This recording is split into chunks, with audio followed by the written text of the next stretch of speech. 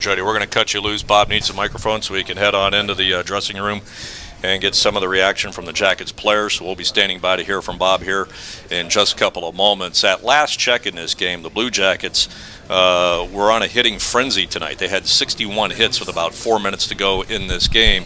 But the bigger department as far as what the Jackets were set back in on the scoreboard, not just the score, but the shots on goal, as the Pittsburgh Penguins outshot the Jackets tonight 41-20, and 15 of Pittsburgh's shots came in that decisive third period of play.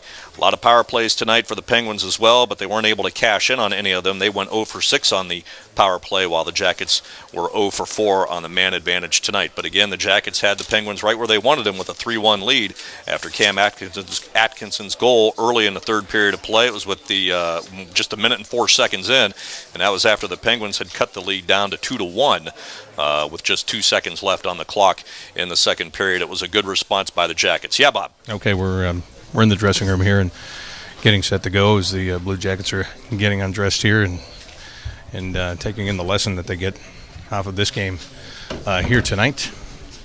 And Ryan, can I get you for a second? Ryan Johansson's with me right now, and Ryan, obviously it's disappointing. You couldn't have scripted a better start to this game, but as we've seen in this series, the 2-goal leads they're hard to hang on to, aren't they? They're not very safe, are they? Yeah, it's got off to a great start. We're playing some great hockey. We were going all at them, and once again took so many penalties, and whether they were good or bad calls, and we just we gave a lead away again, and we gotta find ways to hold on to leads, and yeah. Does it make it even more frustrating that when you look at those 3 goals, most of them, these are blasts from the point that are hitting things on the way in, just finding their way to the back of the net?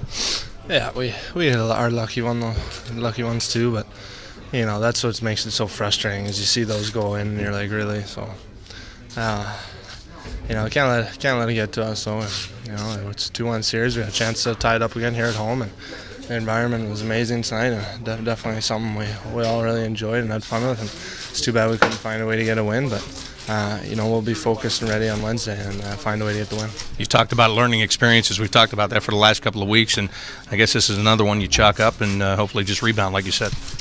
Yeah, simple as that. Just be ready for next game. Ryan, thank you very much. Thanks.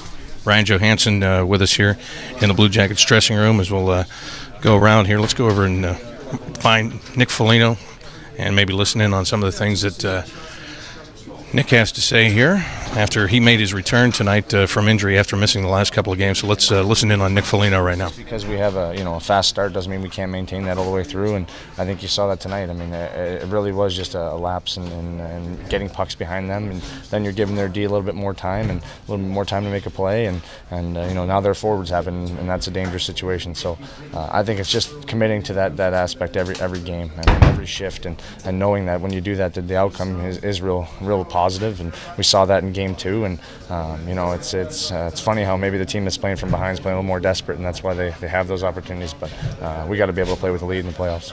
On a personal note, you're now back in the lineup after a few weeks out with the injury. How are you feeling? Good. I felt like I got better as the game went on, and felt more like myself. It always takes a little time to adjust to the speed and the physicality and the emotions, but I definitely felt a lot better, and just want to help this team get some wins, and we're going to look forward to that one, this Game 4. Nick, you talked about the hitting. There was a lot of hitting early, and then that kind of dissipated as the game went along, and that was really kind of the formula when you look at Game 1 here as well. Does it stop because do you start playing a different game, or are you throwing out so many hits early that maybe you start to tire out a little bit? I don't know. I don't know if it was because the refs were calling it pretty tight, and obviously power plays are so crucial. You're seeing them on the power play, and still too many times we're giving them opportunities on the power play. But the physicality has to continue with our team. That's our bread and butter. That's how we play, and that's how we break teams down. So from our standpoint, that needs to stay up, and that needs to continue, and it's got to be a conscious effort from everyone going forward here. But it was a hard-fought game. Just disappointing to let that many goals in the third. I know they're a good team, but I'm sure you don't like the fact that they got those 3 goals so quickly in the third period. Yeah, we got caught playing their game. A little bit of run and gun, and their transition is so quick, and it's kind of what caught us a couple times, and then just a lucky bounce for that fourth one. And that's the playoff hockey. That's what you got to battle through and find ways to get pucks on them. And I thought we did have some real good opportunities towards the end. Just couldn't get the equalizer, but you got to take some positives to Game 4 and know that little things that we can do better are going to hopefully result in a better outcome. Thanks, Nick. Nick Foligno here again. He was back in the lineup tonight after missing the last couple of games, and did play well. As you heard him say, he felt good and felt better as the game went along here this evening, but just couldn't get the Blue Jackets over the hump here tonight, unfortunately, in this 4-3 loss to the Penguins here this evening. We'll go over, and Jack Johnson is talking right now. It's kind of listening to Jack here and what he has to say. Jack, the Penguins, obviously they kind of, Nick just said they kind of sucked you into their game just for a little bit there in the third period, and it kind of cost you. But really, you guys dictated a lot of the pace of this game tonight, didn't you? Well, I still think we played well. You're not going to win every game in a series. I don't think sweeps ever happen anymore. So it's there's too much parity in the league. Every game's going to be so close, and every game will probably be a 1-goal game. But a couple point shots got deflected and went in. I said earlier, I think the last one was going about 3-4 feet wide, and it was in the pants and goes in. That's why you play best of 7. And you guys, again, did a pretty good job of keeping their stars in check, and I know you're a big part of that out there. It seems like you're on the ice almost every time Crosby's on the ice. Oh, yeah, I mean, it's that time of year. You gotta. It's fun to have the challenge to play against the other team's best players, and that's really the only way to approach it. It's a fun challenge, and if you can limit them, then your chances of winning go up extremely high. What do they do late in the third period when they have a lead? It looks like they find a way to try to lock down as much as they can. Well, yeah, I mean, every team does that. We still had plenty of chances there. I think Doobie walked in at the end there and undressed someone. So I mean, it wasn't a total lockdown. We still had some pretty good chances all the way down to the last second there. But it's playoff hockey, so people are going to dive in front of that shot that maybe normally wouldn't, or make the extra effort. And it's a lot harder to score goals. Jack Johnson there talking about tonight's loss to the Penguins here this evening. And again, you can hear the frustration, a lot of the frustration in the voices of the Blue Jackets here tonight as they they gave a good effort here, and it just comes up a little bit short. RJ Umberger's talking. Let's listen in to RJ right now. Mistakes. I made one of them, and it ends up in your net. Talk about the atmosphere tonight. It seems like you guys fed off that especially early. It was incredible to start the game. I mean, I think it was scripted about as good as it could be. You knew it was going to be loud. And then, you score the first one early and get another one. I mean, it was probably one of the loudest I've ever heard a building be. It was a lot of fun. Did you guys get away from your game at all late in this one? Did you start trying to play Penguins hockey a little bit? Oh, I don't know if we played Penguins hockey. We just maybe sat back a little bit on our heels, let them attack us. We didn't. We weren't the aggressive group. I thought when we got that third goal, I thought that was going to be the difference. And hey, they didn't quit. They're an experienced group, and they kept coming. RJ, it used to be the saying was a 2-goal lead was the most dangerous goal in hockey, and then it seems like in the last couple of years it's been that 3-goal lead. But boy, in this series, that 2-goal lead cliche has really held true. Any reason for that you can see? No, I don't know. I can't tell you why. In this type of hockey, you got to find a way to close it out, and it's a big lesson for our group. We made a few mistakes, and it cost us. They're experienced group over there. They don't quit. You give them those opportunities, they're going to make you pay. Is it even more frustrating since you give up the goal in the last waning seconds of the second, get it back early in the third, and then they're able to jump on you for those 3? Yeah, I think obviously you don't want to give a goal up like that in a second at the end of a period, but I don't think it fazed us. I think we did a good job to respond. We made 3-1. I thought that was probably going to be the difference for the game. I thought that was a big goal, but like I said, give them credit. They kept coming. RJ, thank you. RJ Umberger tonight.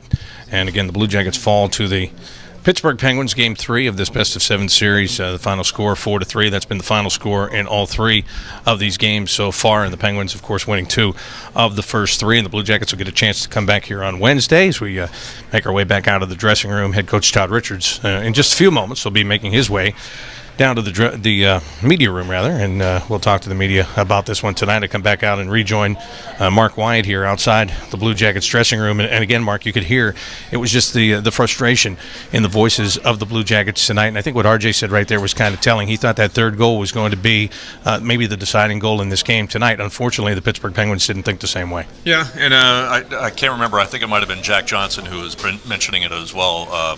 The desperation angle. Paul Martin of the Penguins was talking about that yesterday, that he thought the Penguins needed to show a little more desperation. When you've got an experienced team like Pittsburgh, I think there's a big difference between desperation and panic.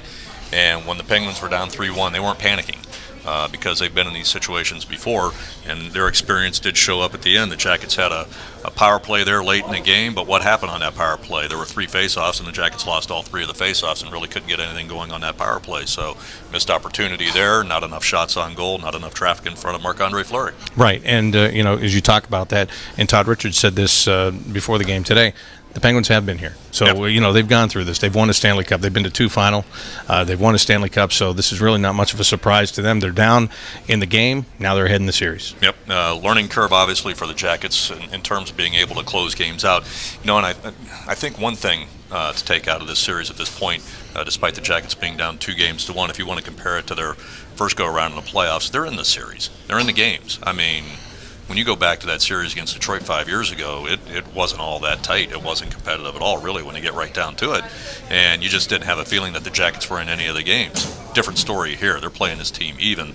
It's just some bounces haven't gone their way a couple of times on some of these goals, and they paid the price. Well, you could really say in this series that the Blue Jackets are down 2-1. They could be up 3 games to none, the way that it's gone, because they could have won that first game in Pittsburgh, and then could have won this game tonight too. Yeah, you have two goal leads, and you're thinking, all right, we got this is going to happen. They're going to get this win. Of course, Pittsburgh can argue, hey, we lost one game. We had a 2-1 or 3-1 lead in that game. Maybe they shouldn't have lost that one. So it is odd how each team has had 3-1 leads and have given it up each time they've been up by 2 goals. Well, watch for head coach Todd Richards for when he goes down the hallway here into the media room, and then we'll hear from him and talk about his comments after he is done talking to the media here tonight. The losing coach goes first in the playoffs, and unfortunately tonight that is going to be Todd Richards. I think let's look back at Marc-Andre Fleury. He was not good at the beginning of this game for Pittsburgh. He got better. He got better as the game went on. Yeah, he did.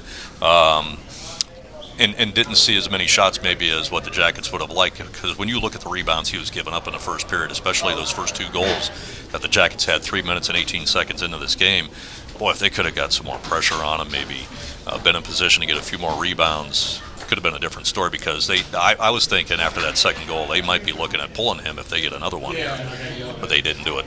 Yeah, which would have been interesting, because Jeff Zatkoff is a rookie, and he's the backup. Now, we saw him play here in Nationwide Arena earlier in the season, and he went to school at Miami, so he's very familiar with this area. He's got 2 wins here this year. That's right. So it would have been interesting had that happened, but as you said, it didn't, and that is disappointing. So let's look at the next game for the Blue Jackets now. I think it's imperative for them to win here on Wednesday night, because you've got to come out of Nationwide Arena 2-2. Yeah, I mean, when you look at it, okay, Jackets stole game 2 in Pittsburgh to even up the series at a game apiece. They lost this one, but if you believe in holding serve on the home ice, this is where I think a lot of people thought this series might be. Pittsburgh up 2-1, winning the first 2 in Pittsburgh, and the Jackets getting this one. It didn't turn out that way. I think a lot of people would have taken a 2-1 series at this point in time, not knowing, you would have had a 2-goal lead in the third game. But, at this point, you'll take it. I know the guys are disappointed, but I think they're of the mindset that they know they can play with this team, and they're not going to let this loss impact the next game. Well, they can't. They can't, because if they do that, then the next game is not going to be right. No. It's not going to be an easy game to play. There's no question about that. So, tough luck loss. And you heard, was it Jack Johnson just said in there that some of those shots, that last one that went off Wisniewski was 3 or 4 feet wide of the net. It hits off his pants and it goes in the net. But again, with good teams, when they put that pressure on, and they take those shots from the point. That was really a difference in this game. Those point shots that the Penguins took, they may not have found their way to the net, but they found their way to a guy near the net. Near the net. How many times have we seen that, though, late in the season, where we've seen odd deflections go in on Sergei Bobrovsky? The Penguins have, they've put a few deflections in this series already. So it's something that they're good at. It's something that's happening a lot. But, you make your own luck sometimes, and Pittsburgh's pretty good at that. Yeah, they did, and they made their own luck here tonight, did the Pittsburgh Penguins, and they skated away with a 4-3 victory over the Blue Jackets for the second time in 3 games. It's just odd to me that all of these games have ended 4-3. Yeah. Usually playoff hockey, you see a lot of 2-1, 3-1 empty net types of games. We haven't seen that yet. Nope, and we're seeing a lot of power plays, too. Yeah, 6 for Pittsburgh tonight, you 4 can for argue. the You can Jackets. argue if you're seeing too many power plays and what kind of calls are being made to get them. I'll give you that. But typically, you don't see that many in a Stanley Cup playoff game. I mean, usually it's 4 or 5, maybe total between the two teams, and 3 or 4 goals total. But you go series to series, we're seeing a lot of scoring. We're seeing a lot of power plays. Unfortunately for the Jackets, they didn't see a lot of they saw a lot of shots. They just didn't get a lot on net. A lot of hits though. 65 hits when it's all said and done. And again, and we just talked about this in the dressing room about the fact that the Blue Jackets had many hits in the first period, and that 30. That went down as the game went on. And I realize it's hard to keep up that pace for 60 minutes. But I guess what we're really going to find out now is as we move into Game 4, if those 30 hits, coupled with the hits in Game 2 and the hits in Game 1, start to wear down the Penguins at all. If they do. I kind of thought they might have been doing that a little bit tonight with 30 hits in the first period. You've got a 2-goal lead going into the first intermission. I thought maybe, okay, this is working. The Jackets have finally got this team worn down a little bit, but they were able to respond. And, I go back to what Todd Richards was talking about earlier this morning when he was worried about the energy level that the Jackets had when they came out. And he wanted to be able to maintain that consistent energy level throughout the game. And I think we saw some lapses there as this game went along. Yeah, speaking of lapses, the one thing that I saw that, I didn't like, nobody liked, is that we've seen so many times that the Blue Jackets kind of have that quick breakdown and it's a couple of quick goals. Tonight it wasn't 2. Yep. It was 3 quick goals by the Penguins that got them ahead and they got the win. Head coach Todd Richards going to the media room. So right now let's send it down there and hear what he has to say.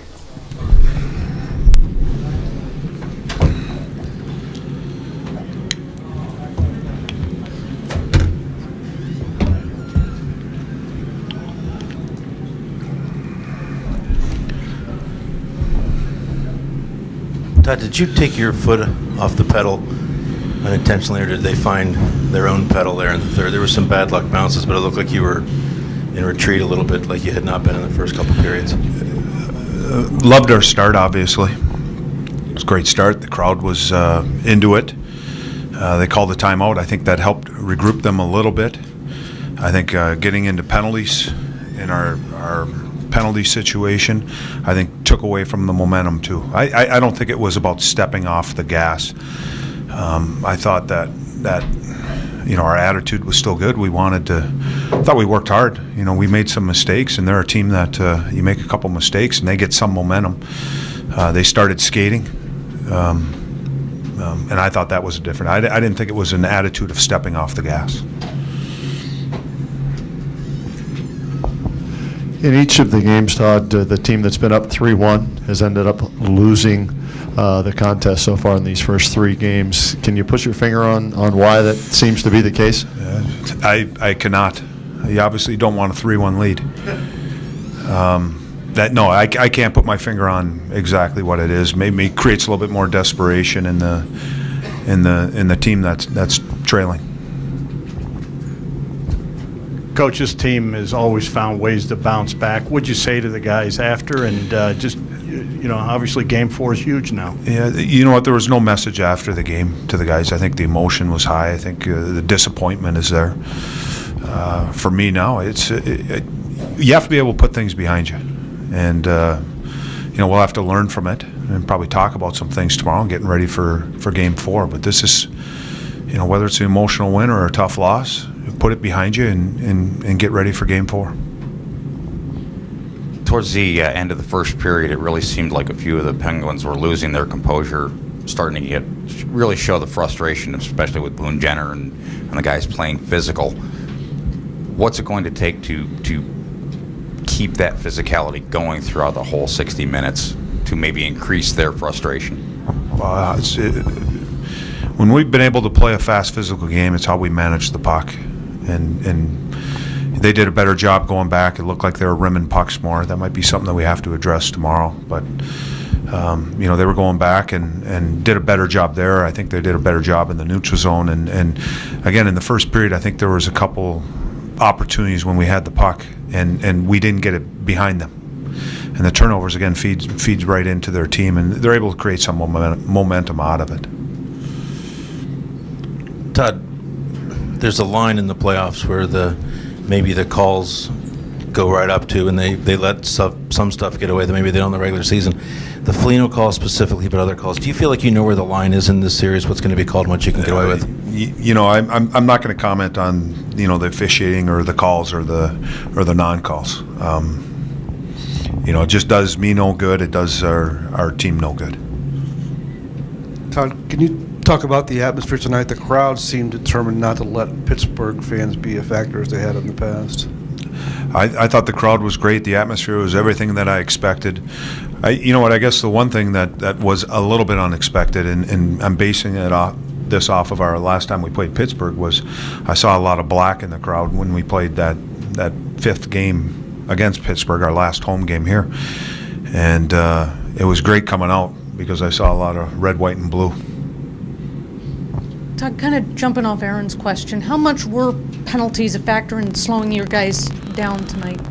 What it does is they're able to create some momentum because they're a skilled group. They're going to generate some chances, and they're able to, I think, feed off of that. And what it does for us is, I'm relying on maybe 6 forwards up front to do the bulk of the killing. And, we got defensemen, and what you're doing is you're spending a lot of energy chasing them around the ice or defending against them. And, the other guys end up sitting on the bench. And you want to get into rolling the 4 lines and keeping everybody involved in the game, and penalties don't allow you to do that. Todd, this has been 3 games, emotional, physical games. How much of a toll does that take on a club, being involved in not only the physicality but just the mental pressure? Yeah, there's a lot of, everyone talks about being a physical series. You get into these games and the mental toll it takes, and also I think more importantly, the emotional toll. And again, this is where we have to manage it. And again, it's I've seen teams lose 3 games and win series, and right now that's our second loss. So it's about getting over it, and that's what you have to do. Put it behind you. Take whatever you can out of the game, use it for motivation. Play a smarter game so we can get ready for Game 4. Coach, how would you assess Sergei's play tonight? I thought Sergei was great. I think he was the reason why it was, we were still in it to the end, and it was unfortunate. The first goal, we probably could have managed the puck better, especially with just seconds left on the clock, where you just keep it in the piles and eat it. It's surprising again when you see Bob make all these great saves, and by his reaction, it looked like that was one he wanted back. But the next 2, I believe it's the next 2 or 2 out of the next 3 going off of guys standing off the side of the net. So it's unfortunate for him. Todd, last game you said that shorthanded goal really turned the game around in your favor. How devastating was that goal right before the end of the second period in this game? I didn't feel it was devastating. The good thing, it happened late in the period. You're able to discuss it and try to get the team back on track in between periods. And I thought we were okay. And we scored a goal early, too. So we got that right back. So for any momentum that we may have lost or people think we might have lost, we got it back when we scored the next goal early in the third period. Thank you. Thanks.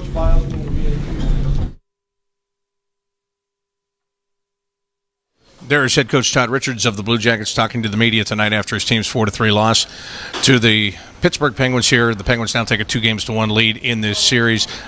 Nobody's going to talk about the penalties or the calls or the lack of calls in this one. And he was right. It just puts him and his team in a bad position. Yeah, and his wallet, too. There's no point in getting into that kind of stuff and letting the league step in and issue fines and things like that. Getting on the Sergei Bobrovsky issue as well.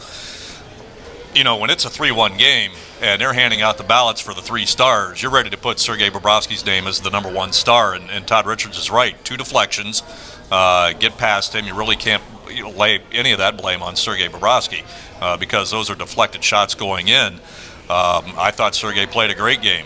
It's just that the Jackets missed out on some opportunities, and Todd Richards' earlier comments, he thought they let off the gas just a little bit, and it may have cost them. It very well could have cost them. So Blue Jackets fall in this one tonight to the Penguins. Well, if you're watching this on Jackets TV on BlueJackets.com, or if you're watching it streaming live on your mobile app, that's going to wrap up our coverage from here. But the postgame show will continue on the Blue Jackets radio network. So Mark Wyant will carry it from here. I will head back upstairs. But thanks for being with us tonight. Again, the Penguins win this one 4-3. Our next live stream, by the way, is coming up on Wednesday morning, the Blue Jackets morning skate at 10 o'clock. That's something you can watch live on Jackets TV, or you can watch it live on the mobile app. Again, post-game show continues right after this on the Columbus Blue Jackets Radio Network.